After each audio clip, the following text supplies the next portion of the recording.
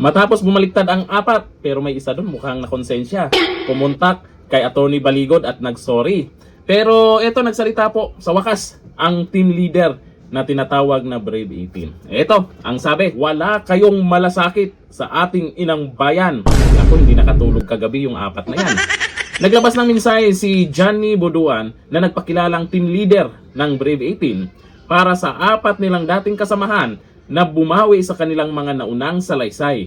Sa kanyang social media post, sinabi ni Buduan na hindi umano nagkulang ang grupo sa pagpapaalala sa apat bago sila nagrehat. Kasi una pa naman, alam natin na inaalok na sila ng milyon-milyong halaga. Habang tumatagal, lumalaki, nasilaw ang apat na to. Ito ang sabi ng team leader nila. Bilang isang team leader na tumatayo sa Brave 18, ako ay hindi papasilaw sa pera at ako ay naghihinayang sa naumpisahan naming pakikipaglaban sa lantarang korupsyon sa ating bayan. Hindi ako nagkulang sa inyong apat na lagi kayong pinagsasabihan na pag-isipan muna ninyo ng 100 times ang inyong papasuking pag-recant.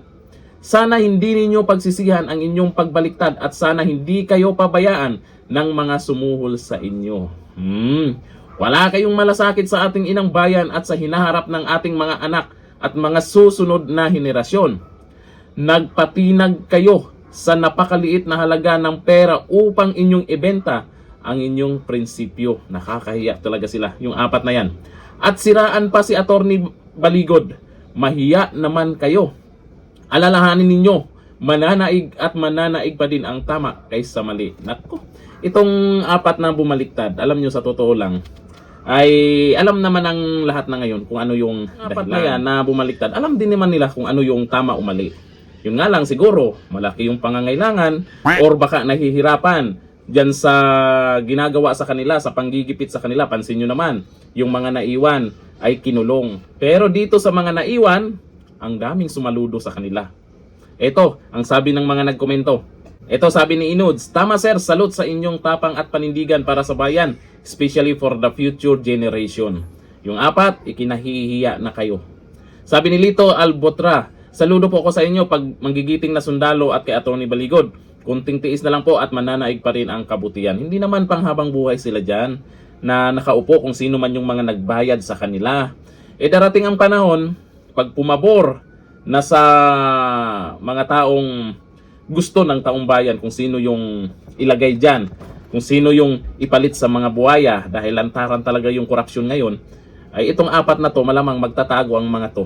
Ikahihiya ito ng mga nakakilala at kamag-anak nila. Sabi ni Denden Sarinas, grabe kung may nadala ng pera at bumaliktad, meron din may prinsipyo. Hindi natilag sa pera, may panindigan, may dangal. Salute po sa inyo sir. Oo naman. Kasi netong mga nakaraang araw ay iba't ibang lugar sila nagpunta na para mag-bail. Pinahirapan talaga kung saan-saan. Nagpunta ng Caloocan, San Juan. Etong sa Las Piñas lang ang medyo nagka-problema kasi alas 8 pa lang ng umaga sila. Hindi na process yung pag-bail nila dyan. Umabot ng hapon 4 or 5 p.m. Kaya hindi na asikaso. Kaya ito ay inaresto. Ito sabi ni Nordiong, taksil man kung isipin pero may dahilan sila. Sa una nilang salaysay dahil sa sila ay tao lang din at may matinding pangangailangan at takot na lumaban sa tama, mas pinili nila ang pera kaysa prinsipyo. Itong apat na to, nakikinig din naman to sa mga sinasabi natin. Hindi natin alam kung ano talaga ang dahilan nila kaya tinanggap nila yung alok sa kabila.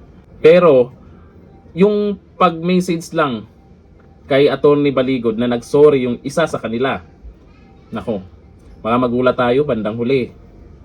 Pag natanggap na yung inalok sa kanila, ay biglang kakanta. Hindi natin alam kung ano yung pwedeng mangyari sa susunod. Hanggang dito lang. Thank you. Bye-bye.